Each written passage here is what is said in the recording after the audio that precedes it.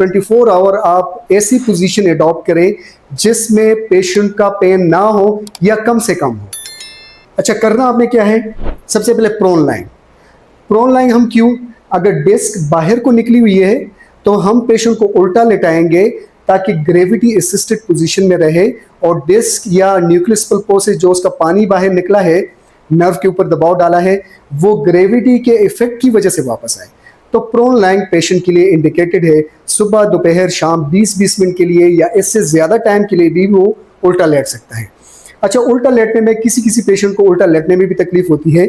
अगर पेशेंट को आपने उल्टा लेटाया और पेशेंट का पेन ज़्यादा हुआ, एक लेग में दर्द ज़्यादा हुआ, तो फिर आपने क्या करना है, एक पिलो नीचे रखना है। एक पिलो आप पेट के नीचे रखें यहाँ पर, ताकि कमर थोड़ी सी झुक जाए। कमर थोड़ी सी झुकेगी तो नर्व के जो इंटरवर्टेब्रल स्पेस है वो इंक्रीज होगा और नर्व सप्लाई जो है वो इम्प्रूव होगी। जहाँ पर नर्व के ऊपर इम्पिंजमेंट है वो कम हो जाएगी और इन्फ्लेमेशन आहिस्ता आहिस्ता रिड्यूस होना शुरू हो जाएगी।